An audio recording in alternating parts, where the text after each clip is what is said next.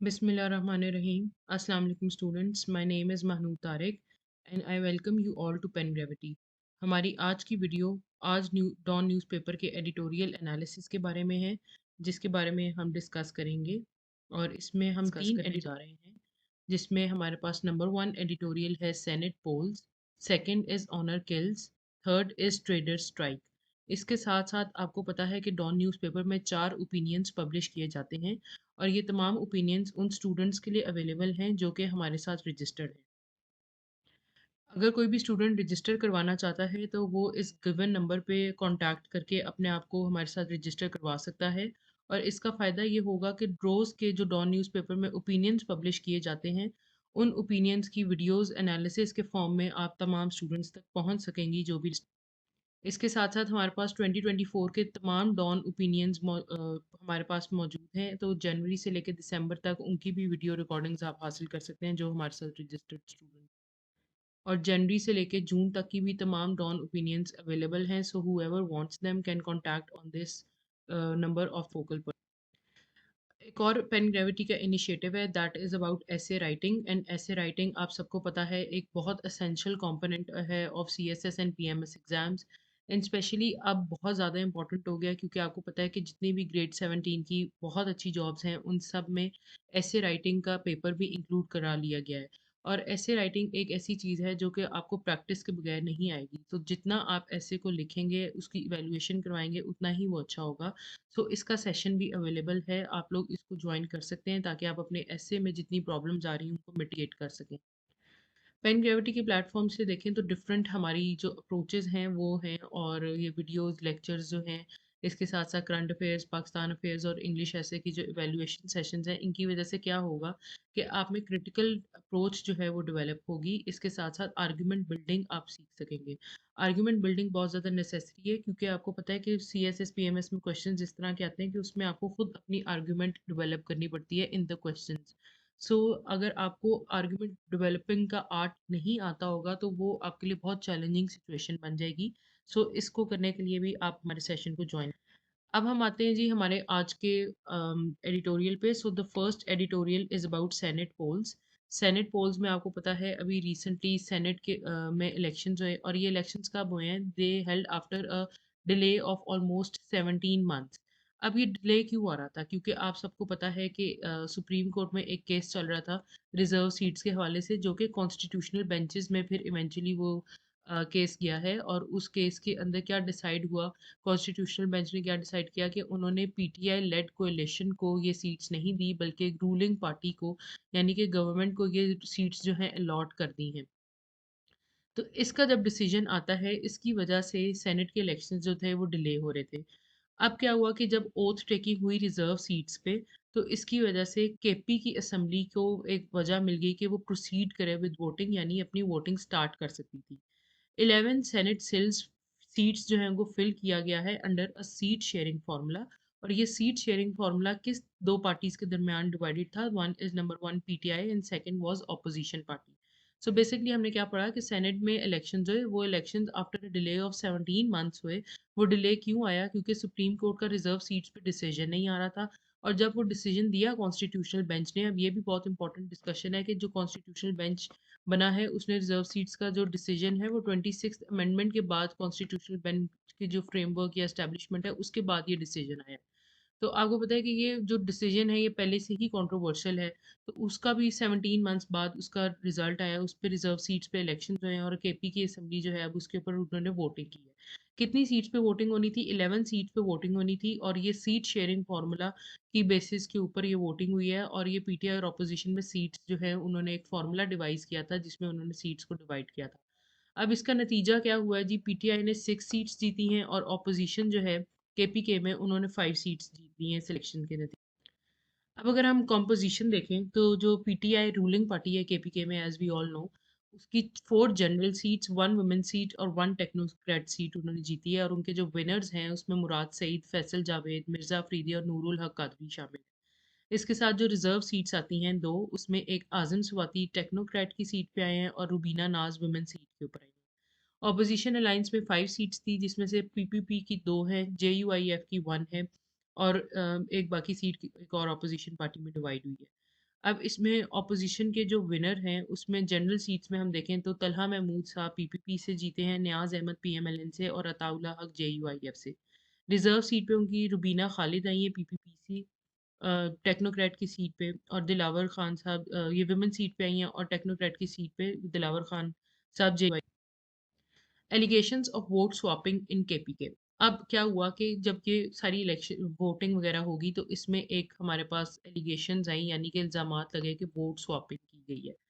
अब vote swapping क्या है? ये एक ऐसी प्रैक्टिस है जिसको पीटीआई और ऑपोजिशन दोनों ने यूज़ किया है, ठीक है? अब इसमें होता क्या है? अब आपने बहुत गौर से ये इस कॉन्सेप्ट को समझना है कि वोट स्वैपिंग का क्या मतलब है। इसका मतलब है कि किसी भी पार्टी का जो लीडर है, लेट्स सपोज कि पीटीआई का जो भी लीडर है केपीके में, वो क्या करेंगे कि वो अपने तमाम जितने भी वहाँ पे केपी असेंबली के जो एमपीएज हैं या मेंबर्स हैं, उन तमाम लोगों जिन्होंने वोटिंग में पार्टिसिपेट करना है, उनसे क्या करेंगे, उनसे वो एक जो है पहले से ही उनका जो वोट डला होगा जो कि प्री मार्क्ड होगा, यानी कि उन्होंने पहले मार्क किया होगा कि आपने किस कैंडिडेट को वोट करना है। वो क्या करेंगे, वो एक्सचेंज करते हैं एक खाली बैलेट के ज़रिए। मतलब वो क्या करते हैं कि अपना जो पहले से ही मार्क्ड वाला वोट है, वो ऑलरेडी लीडर के पास होता है, और वो एक खाली वोट की पर्ची जो है, वो लीडर को देते हैं। तो बदले में जो लीडर है, वो उनको जो पहले से ही मार्क्ड हुआ, जिसमें उन्होंने वोट ऑलरेडी कास्ट किया होता है, वो वोट की पर्ची उनको थमा देते हैं और फिर वो उसको बैलेट में डाल देते हैं। अब इससे क्या होता है, ये क्यों किया जाता है? ये इसलिए किया जाता है ताकि लीडर को पता हो कि हमारे जितने भी लोग हैं या मेंबर्स हैं, वो किस बंदे को वोट कर रहे हैं। क्यों ये किया जाता है? क्योंकि आपको पता है कि पाकिस्तान में एक प्रैक्टिस बहुत ज़्यादा कॉमन है, and that is the practice of horse trading. Horse trading में क्या होता है कि आप किसी दूसरी पार्टी के मेंबर्स को खरीद लेते हैं, मतलब पैसे दे के आप उनका वोट जो है वो बाय कर लेते हैं, और वो अपनी पार्टी को छोड़ के आपकी पार्टी के कैंडिडेट को वोट डालते हैं।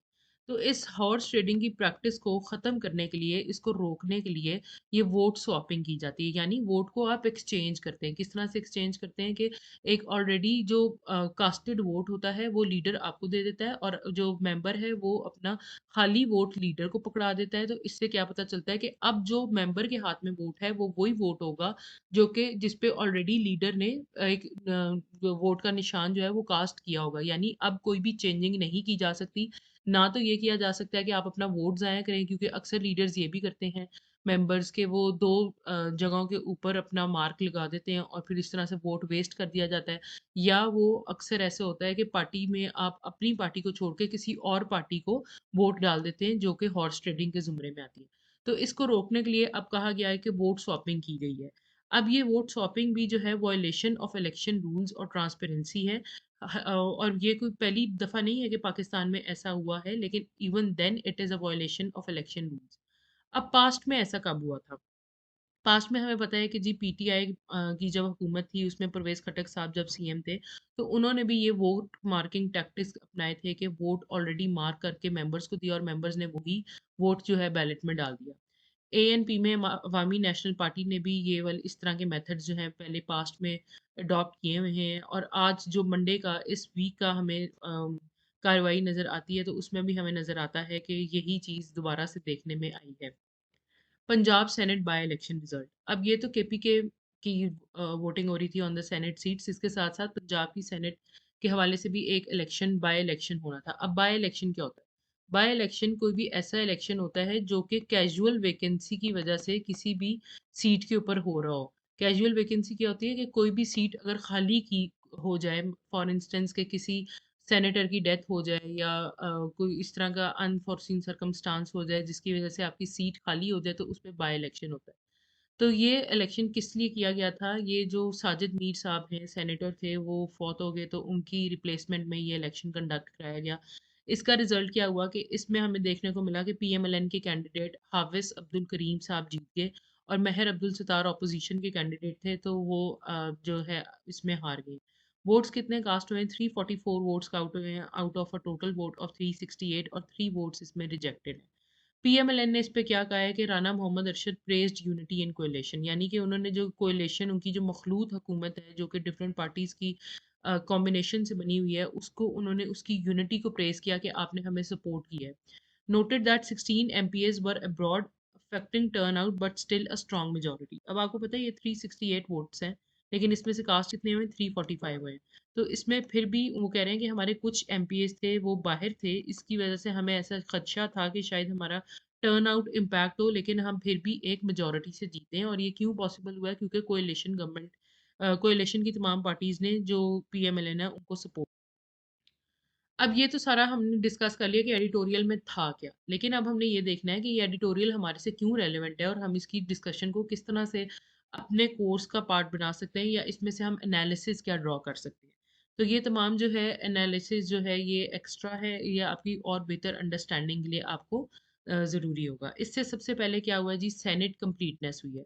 The conclusion of these elections brings senate to its full strength, यानी कि अब सेनेट में जो पहले इलेक्शंस नहीं हुए थे और सीट्स वेकेंट थी, वो भी अब जो है फुलफिल हो गई हैं। और ये after a delay of 17 months हुई हैं, क्योंकि लीगल बैटल रिजर्व सीट्स पे जब खत्म हुई है उसके बाद ही सेनेट का कोरम आप कह सकते हैं कि पूरा हो गया।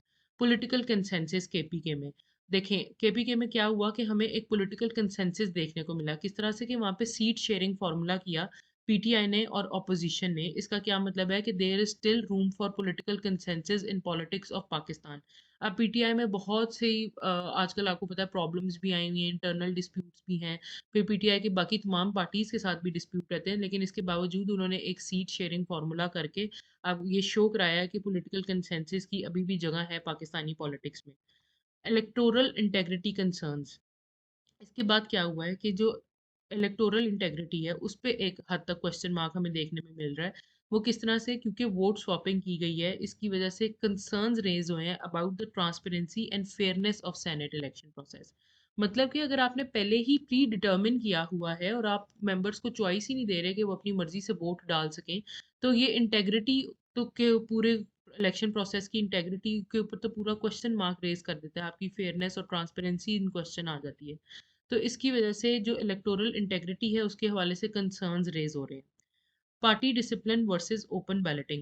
The reported vote swapping underlines the extreme measures party take to enforce party discipline. मतलब कि जो ये हमें नज़र आया कि वोट स्वैपिंग की गई है, इसके नतीजे में क्या चीज़ पता चलती है कि जो हमारी पार्टीज़ हैं, पॉलिटिकल पार्टीज़, वो कभी-कभी बहुत एक्सट्रीम स्टेप्स भी ले लेती हैं, क्या करने के लिए कि अपना पार्टी डिसिप्लिन इंश्योर करा सकें और क्रॉस वोटिंग को और हॉर्स ट्रेडिंग को प्रिवेंट कर सकें।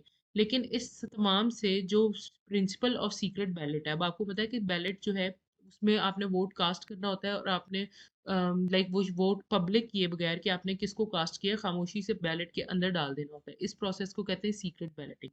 लेकिन अगर आपका पहले से ही वोट स्वैपिंग का प्रोसेस चल रहा होगा तो आप किस तरह से सीक्रेट बैलेट को इंश्योर कर पाएंगे?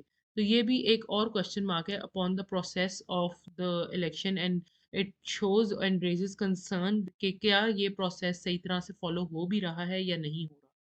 और फिर एक और चीज़ हमें नज़र आई इस इलेक्शन के नतीजे में कि पंजाब के बाई इलेक्शन में एक यूनिटी नज़र आई, किसके दरमियान नज़र आई? कोalition पार्टीज में।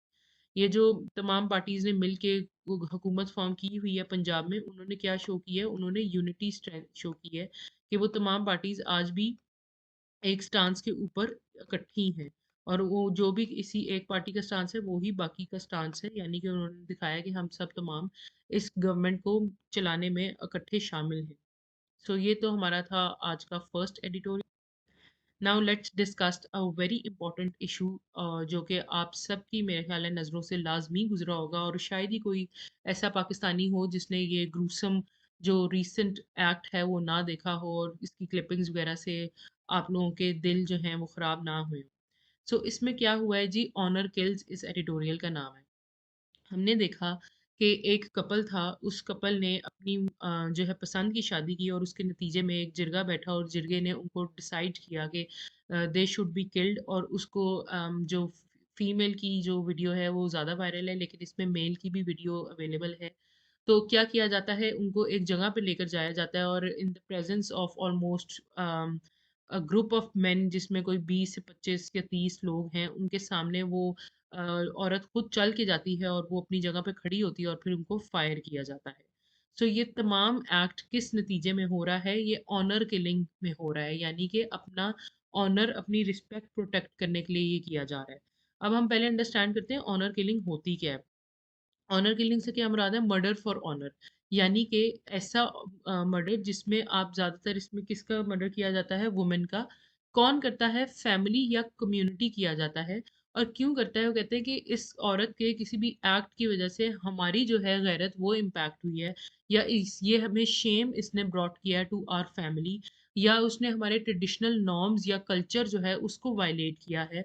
और इस क्यों किया है? ये ज़्यादातर तब किया जाता है जब वो अपनी कोई पसंद की शादी कर ले, या अपना कोई भी डिसीजन ऑफ लाइफ अपनी मर्जी से ले ले। तो इस नतीजे में जो किया जाता है मर्डर, वो क्या कहलाता है? Honour killing. अब ये कोई फर्स्ट एग्जाम्पल नहीं है। आप सबको शायद याद होगा कि कंदील बलोच का बहुत इंपॉर्टेंट केस था पाकिस्तान की रीसेंट हिस्ट्री में। That case was also based on honour killing. अब ये की क्यों जाती है? अच्छा, अब ये आपने अंडरस्टैंड करना है कि ये जो डिस्कशन हम कर रहे हैं इस एडिटोरियल में, that is very relevant for all the students जिनका जेंडर स्टडी सब्जेक्ट है, प्लस जिन एसए के लिए बहुत ज़्यादा इंपॉर्टेंट है, क्योंकि ये आपको अंडरस्टैंड करवाने में हेल्प करेगा कि पाकिस्तान में जो पेट्रियार्की है वो किस तरह से वर्क करती है, आपका कितना पेट्रियार्कल एक सोसाइटी है, एक स्ट्रक्चर है, और वो embedded in the minds and hearts of people है, वो इंट्रेंच है। डीपली इंट्रेंच पेट्रियार्कल कस्टम्स हैं आपके, ट्राइबल कोड्स आपके ऐसे हैं जो आपके ट्राइब्स एग्जिस्ट करते हैं, उनमें जो लॉज अभी तक प्रिवेलेंट हैं या चल रहे हैं, वो क्या आपको प्रोवाइड करते हैं? वो आपको बताते हैं कि किस तरह जो औरतें हैं उनके खिलाफ डिसीजंस लिए जाते हैं। और ये तमाम क्या शो करता है कि अभी तक पाकिस्तान में, इवन दो हमने मर्ज भी कर लिया ट्राइबल एरियाज को, उनको, और हम उनको ले आए under our own judicial system, लेकिन इसके बावजूद वहाँ पे एक पैरेलल जस्टिस सिस्टम एग्जिस्ट करता है। और वो जस्टिस सिस्टम क्या है? जिरगा का सिस्टम है। और इस जिरगा सिस्टम का सबसे बड़ा ड्रॉबैक क्या है कि ये अक्सर जो है ख्वातीन के अगेंस्ट ही डिसीजन यहाँ पे देता है।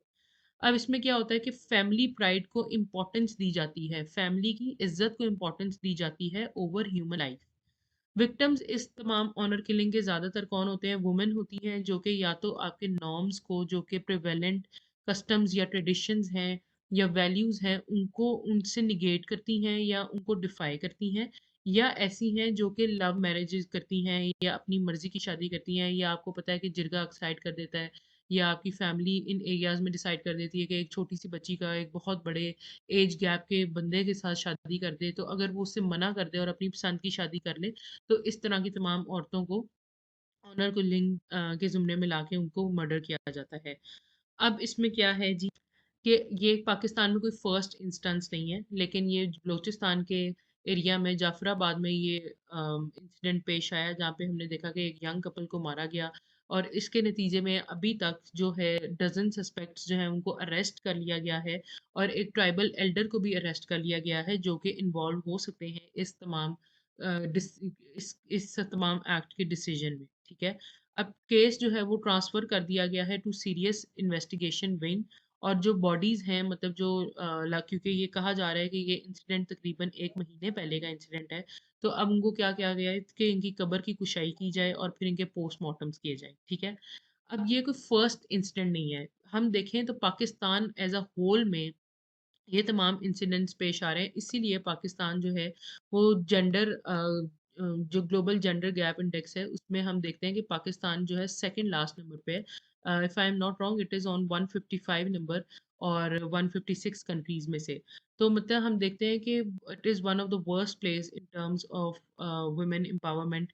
और जिस तरह ख्वातीन के हकूक़ हैं वो बहुत ही बुरे पाकिस्तान में होते हैं।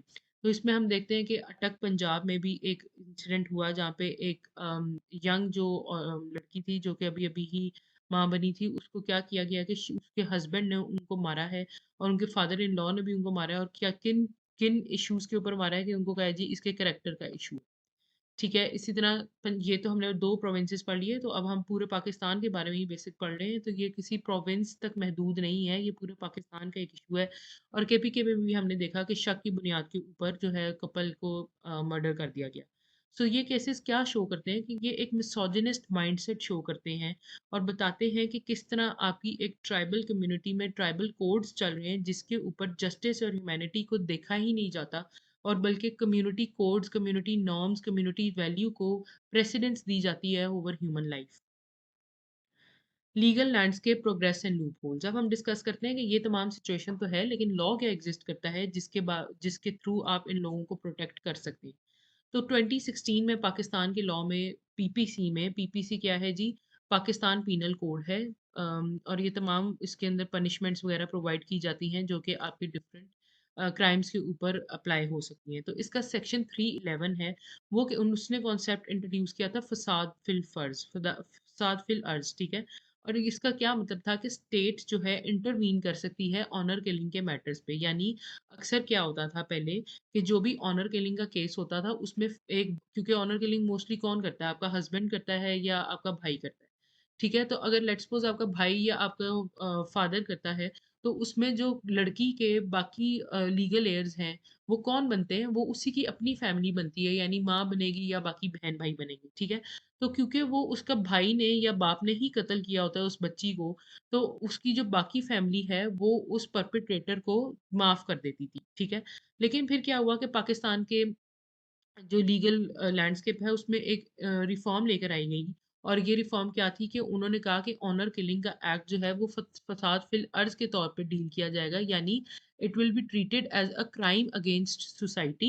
अब चूंकि ये क्राइम अगेंस्ट सोसाइटी है, इसलिए इवन दो आपकी फैमिली माफ भी कर दे ऑनर किलिंग के केस को, लेकिन फिर भी इसमें स्टेट इंटरवीन कर सकता है, और इंटरवीन करने के नतीजे में जो किलर्स हैं उनको बख्शा नहीं जाएगा, ठीक है। तो इसकी इंटेंट क्या थी कि किलर्स को प्रिवेंट किया जाए कि इवन इफ फैमिली ने उनको माफ कर दिया तो वो सोसाइटी में खुलेआम फिर सके। अब इसमें लेकिन फिर भी एक इशू है। क्या इशू है कि अभी भी लीगल एयर्स जो हैं वो स्टिल फॉरगिव कर सकते हैं परपिट्रेटर्स को, जिससे जस्टिस का होल कॉन्सेप्ट जो है वो अंडरमाइन होता है। अब ये जो फॉरगिवनेस का कॉन्सेप्ट है ना, ये हमारा यहाँ से ड्रॉ हो रहा है जो शरिया का लॉ है, जिसमें आप माफ कर देते हैं, कंपाउंडिंग ऑफ ऑफेंसेस कर देते हैं, उससे ये जो कॉन्सेप्ट है ये ड्रॉ हो रहा है, जिसमें आपका अगर किसी ने आपको कोई नुकसान पहुंचाया है तो अल्लाह की रजा के लिए अगर आप उसको माफ करना चाहें तो वो कर सकते हैं। तो पीपीसी में भी इसकी एक शिक मौजूद है। लेकिन इस प्रोसेस से ऑनर किलिंग के केसेस में हम देख रहे हैं कि जस्टिस का कॉन्सेप्ट जो है ये अंडरमाइन हो रहा है। कोर्ट्स जो है इस मैटर में डिस्क्रेशन यानी अपनी विल, अपनी मर्जी बहुत कम यूज करती है। और मोस्टली यही होता है कि जो फैमिली सेटलमेंट्स कर लेती है उसी को फिर फाइनलाइज किया जाता है। इसलिए क्या है कि जो स्टेट की प्रोसिक्यूशन है इन मैटर्स में वो बहुत कम है। इसलिए जो परपिट्रेटर्स हैं जिन्होंने कत्ल किया है, जो कातिल हैं, वो इम्प्यूनिटी यानी माफी के साथ विदाउट एनी लीगल कॉन्सिक्वेंस जो है सोसाइटी में आज तक फिर रहे हैं।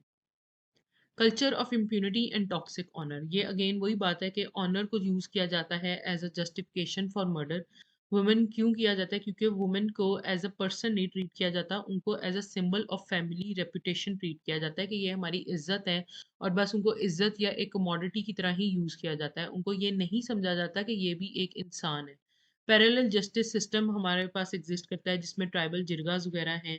और इसमें क्या है कि जी आपका human rights commission of Pakistan HRCP के जो स्टैटिस्टिक्स हैं, according to them 346 people killed for honour, मतलब कि जनवरी से लेके नवंबर तक, मतलब एक साल के अंदर अंदर आप देखते हैं कि 346 औरतों को या मर्दों को, जिसमें मोस्टली तो तादाद औरतों की ही शामिल है, उनको किल किया गया है फॉर ऑनर। और इसमें क्या इम्पेरेटिव हमें इसमें क्या नज़र आता है मोरालिटी के हवाले से कि women are not family currency. Women should be treated way forward क्या है, हमें क्या चीज़ करनी चाहिए, रिफॉर्म करनी चाहिए अपनी जस्टिस और अकाउंटेबिलिटी के मैकेनिज्म को। समवन तमाम लीगल फॉर फैमिली फॉरगिवनेस के जो loop no one should pay for cultural control इनको खत्म करने की जरूरत है। और यानी कि कल्चरल मैटर्स को कंपाउंडेबल, जो मैंने आपको जिस तरह से बताया कि हम इनको कंपाउंडेबल ऑफेंसेस के अंदर लेकर आते हैं, तो बिल्कुल भी इनको नॉन कंपाउंडेबल डिक्लेयर किया जाए और इसमें फॉरगिवनेस अलाउ नहीं होनी चाहिए। सेकेंडली जुडिशियल रिजॉल्व, कोर्ट्स को जो है अंडरस्टैंड करना चाहिए कि सेटलमेंट्स ठीक है फैमिली की अलाउड हैं under Pakistan penal code, but in these matters these settlements should be overridden by the state. और स्पीडी ट्रायल करना चाहिए और स्टेट को इन तमाम केसेस की प्रोसिक्यूशंस को लीड करना चाहिए। इसके साथ साथ इंस्टीट्यूशनल एक्शन की ज़रूरत है। क्रैकडाउन किया जाए ट्राइबल जस्टिस सिस्टम के ऊपर, जो कि आपका ट्राइबल जस्टिस सिस्टम एक पैरेलल सिस्टम ऑफ जस्टिस चल रहा है, उसको ख़त्म किया जाए, उसको देखा जाए कि कहाँ पे वो चल रहा है, उसके डिसीजंस किस तरह के आ रहे हैं और उसके अगेंस्ट जो है मेजर्स लिए जाने चाहिए। और इसके लिए हमें क्या करने की ज़रूरत है कि पुलिस को एम्पावर करें, प्रोसिक्यूटर्स को एम्पावर करें ताकि वो independently of community pressure act कर सकें और इंश्योर करा सकें कि इस तरह के जो पैरेलल जस्टिस सिस्टम है, इसमें से कोई इस तरह का डिसीजन ना आ सके। Lastly, what needs to be done is to bring a change in the society, and for that we need to launch awareness campaigns. और awareness campaigns किन चीज़ों के against launch करनी है? आपने patriarchal values के against। और इसके लिए सबसे essential component क्या है कि आपको अपनी society को educate करने की ज़रूरत है, जो कि ऑलरेडी एग्जिस्टिंग आपके नॉर्म्स हैं, जिस तरह के आपकी जो जेंडर डिफरेंशिएशन क्रिएट हुई हुई है सोसाइटी में, जिसमें कंसिडर किया जाता है मेल एक डोमिनेंट है फ्रॉम फीमेल या एक वो अलग मखलूक है फ्रॉम फीमेल और उन्हीं के तमाम तर हकूक हैं और औरतों के हकूक नहीं है। इस तरह की तमाम तर जो सोच है इसको चेंज करने की ज़रूरत है। Okay, so now we will discuss our last editorial and that is about traders strike. Traders strike किस नतीजे में हो रही है कि जो आपकी जो टैक्सेस हैं इनमें इंक्रीज हुआ है, इसके साथ साथ इलेक्ट्रिसिटी के बिल्स में जो इंक्रीज हुआ है, इसके नतीजे में जो ताजिर कम्युनिटी है उन्होंने कहा है कि हम शटर डाउन स्ट्राइक करेंगे। ये हुआ क्या, क्यों है कि उन स्ट्राइक की कॉल दी गई है कराची और लाहौर के बिजनेस लीडर्स ने। और क्यों दिया है, क्योंकि जो न्यू बजट की प्रोविजंस इंट्रोड्यूस कराई गई हैं उसके नतीजे में। अब गवर्नमेंट की स्ट्रेटजी क्या है कि गवर्नमेंट क्या चाहती है कि वो इंटरनल एफपीसीसीआई डिविजन्स को एक्सप्लॉइट करे और इसका जो फॉल आउट है यानी कि जो लोगों का रिएक्शन है उसको डिले कर सके as long as it can. Nationwide response इस पे आ रहा है, डिस्पाइट एफर्ट स्ट्रॉन्ग पार्टिसिपेशन लोग कर रहे हैं, ताजिर कम्युनिटी बहुत बढ़ चढ़ के इसमें हिस्सा ले रही है और हुकूमत की कोशिशों के बावजूद जो है शटर डाउन प्रोटेस्ट की उन्होंने कॉल ये की क्यों जा रही है? क्योंकि कुछ जो प्रोविजंस हैं जो बजट में इंट्रोड्यूस कराई गई हैं उनको अपोज किया जा रहा है। और ये क्या है कि आपने एफबीआर को, जो कि टैक्स कलेक्टिंग बॉडी है पाकिस्तान की, उनको अरेस्ट की पावर्स भी दे दी हैं और वो क्या करेंगे, ऑफिशियल्स को अरेस्ट कर सकते हैं अगर किसी ने भी टैक्स फ्रॉड किया है। सेकेंडली आपने कहा है कि स्टेशन किया टैक्स ऑफिसर को एट फैक्ट्री प्रेमिसेस, यानी कि जो टैक्स ऑफिसर्स हैं उनके पास ये पावर भी मौजूद है कि वो फैक्ट्री की प्रेमिस यानी उसके एरिया के इर्द गिर्द खड़े हो सकते हैं और वो देख सकते हैं कि किसने टैक्स अदा किया है, जिसने नहीं किया, और जिन्होंने नहीं किया उनको अरेस्ट भी कर सकते हैं। Mandatory digital invoicing and E billing, आपने ये कंपलसरी कर दिया तमाम ट्रेडर्स के ऊपर कि उन्होंने जितनी भी इनवॉइसिंग है यानी जो रिसीट्स आपको मिलती हैं आप कुछ भी बाय करें, तो वो आप अक्सर देखते होंगे कि बहुत सारी जगहों पे मैनुअल हैं, हाथ से वो बनाई जाती हैं, लेकिन उन्होंने कहा ऐसा अब नहीं होगा। नाउ इट इज़ कंपलसरी कि आप उसको डिजिटलाइज करें और ई बिलिंग की तरफ लेकर जाएं, और जो भी ऐसा नहीं करेगा तो उसको 2 लाख तक का जुर्माना किया जाएगा। अब ट्रेडर्स क्या कहते हैं? ट्रेडर्स कहते हैं कि हमारा अपनी ऑटोनॉमी, हमारी अपनी डिसीजन, हमारी अपनी will on our own business वो ख़त्म हो जाएगी। इसके थ्रू जो आपके एफबीआर के जो लोगों को, अपने ऑफिसर्स को एम्पावर किया है कि वो हमारे फैक्ट्री प्रेमिसेस या हमारी बिज़नेस प्रेमिसेस में आकर खड़े हो सकते हैं या अरेस्ट कर सकते हैं। तो वो क्या करेंगे, वो हमें हरास करेंगे, वो एक्सप्लॉइट करेंगे, क्योंकि आपको पता है पाकिस्तान में एक कल्चर ऑफ करप्शन है। तो वो अपनी चीज़ों के लिए जो है उसको इन्फोर्स कराने के लिए फोर्सफुली जो है लोगों के अगेंस्ट अनलॉफुल मेजर्स भी अडॉप्ट कर। अब इस तमाम की एक पॉलिटिकल इम्प्लीकेशंस भी होंगी, किस तरह से कि हम देखते हैं कि जो जितने भी ताजिर कम्युनिटी है that mainly supports which party, PMLN. PMLN को पंजाब में ज़्यादातर सपोर्ट इन्हीं लोगों से हासिल है। तो अगर बहुत ज़्यादा अनरेस्ट क्रिएट होगा या बहुत ज़्यादा एक स्ट्रॉन्ग स्ट्राइक इन लोगों की तरफ से कैरी आउट की जाएगी, तो इसकी वजह से जो पीएमएलएन की गवर्नमेंट है, जो कि आजकल रूलिंग पार्टी भी है, तो उनके ऊपर भी प्रेशर आएगा। अब गवर्नमेंट का डायलेमा इसमें क्या है कि एक तो वो अपनी सपोर्ट बेस भी नहीं लूज़ कर सकते, क्योंकि यही लोग उनके सबसे बिगेस्ट सपोर्टर्स हैं। तो ऑफ़िशियली तो वो क्या कहते हैं कि हम इस चीज़ के ऊपर कोई कॉम्प्रोमाइज़ नहीं करेंगे। लेकिन रियलिटी क्या है कि इसके साथ-साथ वो नेगोशिएशंस भी कर रहे हैं ट्रेडर्स के साथ, और फेडरल एडवाइज़र ने अरेंज किया है potential meeting with prime minister as well. So basically on the face of it government अगर कहती भी रहे कि हमें कोई फ़र्क नहीं पड़ता अगर इस तरह की चीज़ें कैरी आउट हों और हम अपनी पॉलिसीज़ में कोई चेंज नहीं लेकर आएँगे, लेकिन इसके बावजूद भी वो मेजर्स अडॉप्ट करें जिसके थ्रू नेगोशिएशंस के थ्रू इस मसले को सॉल्व करवाया जा सके। Risk of reversal versus reform, अब बात यह है कि अगर ये रिफॉर्म्स इन्फोर्स होती हैं तो उसके क्या प्रोज क्या फ़ायदे हैं और अगर ये रिवर्स हो जाती हैं, यानी अगर हम इनको नहीं इन्फोर्स करवाते तो उसके क्या नुकसानात हो सकते हैं। तो पहले हम डिस्कस करते हैं कि इन्फोर्समेंट से हमें फ़ायदा क्या होगा। सबसे पहले तो पाकिस्तान की टैक्स बेस जो है वो इंक्रीज़ होगी। अब टैक्स बेस इंक्रीज़ करना बहुत ज़्यादा इंपॉर्टेंट है, क्योंकि उसके बगैर हमारी इकोनॉमी जो है वो फ्लरिश नहीं कर पाएगी। सेकेंडली, एक बहुत इंपॉर्टेंट पाकिस्तान का इशू है कि पाकिस्तान में मोस्टली ऑलमोस्ट 25% जो आपकी इकोनॉमी है, दैट इज़ अनडॉक्यूमेंटेड इकोनॉमी, या आप उसको इनफॉर्मल इकोनॉमी के अंदर लेकर आते हैं कि जिसका कोई सबूत ही एग्जिस्ट नहीं करता, जो कि कैश के बेसिस सर्कुलेशन के ऊपर एग्जिस्ट करती है।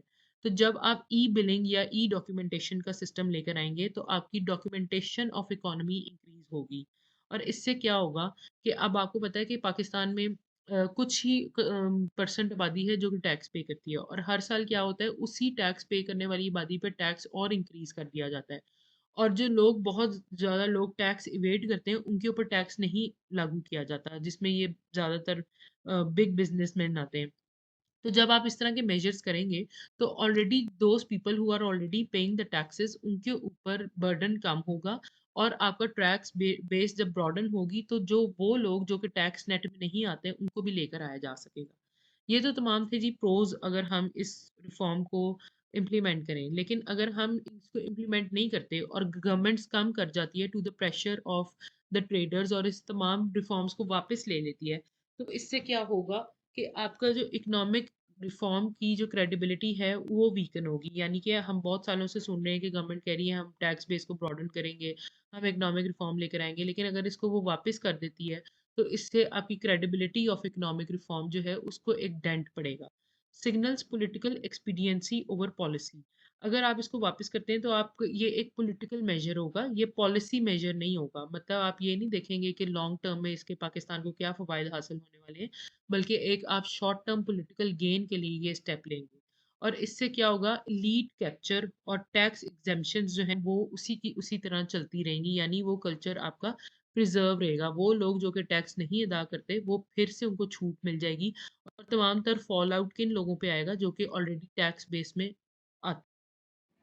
करना क्या चाहिए, एक बैलेंस रिफॉर्म लेकर आनी चाहिए। कैसी बैलेंस रिफॉर्म होनी चाहिए, जिसमें लीगल सेफगार्ड्स हों अगेंस्ट अब्यूज, अब्यूज ना हो किसी भी बंदे का, किसी के साथ अनलॉफुल कोई एक्ट ना किया जाए, लेकिन वो ऐसे सेफगार्ड जरूर हों जिससे तमाम लोगों के ऊपर वो इक्वली अप्लाई करते हों। और आपको ग्रेजुअल और इंक्लूसिव इम्प्लीमेंटेशन की ज़रूरत है, यानी आप एकदम से ये रिफॉर्म्स नहीं लेकर आ सकते, स्लोली एंड स्टेडली ही आपको लेकर आनी पड़ेगी और इंक्लूड करना पड़ेगा तमाम उन लोगों को जो कि अभी टैक्स एग्जेम्पशन लेते हैं या टैक्स इवेट करते हैं। Transparent dialogue with business leaders, आप बिजनेस लीडर्स को साथ डायलॉग्स करें, लेकिन ये डायलॉग्स ट्रांसपेरेंट हों। मतलब कि आपकी पब्लिक किए जाएं कि आप इनके साथ किन टर्म्स पे एग्री करें, ताकि आम अवाम को भी पता हो कि क्या चीज़ें जो है गवर्नमेंट ने इनके साथ तय की हैं। पॉलिटिकल विल रिक्वायर्ड, ये करने के लिए हमें ज़रूरत किस चीज़ की है, कि पॉलिटिकल विल हो लोगों, मतलब हमारी इतनी हुकूमत की विल हो कि वो ये करना भी चाह रही हो, क्योंकि टैक्सेशन आपने अल्टीमेटली करनी ही करनी है। और उसको करने के लिए आपने अपने शॉर्ट टर्म पॉलिटिकल गोल्स के बजाय लॉन्ग टर्म इकोनॉमिक रिफॉर्म को प्रायोरिटाइज करना है। तो ये आप तब ही कर सकेंगे जब आपकी पॉलिटिकल विल होगी कि आपने पाकिस्तान में इकोनॉमिक रिफॉर्म लेकर आनी है। So that's all from my side today. I hope this video was helpful. Your feedback on this video will be highly appreciated. Till next video, thank you and Allah.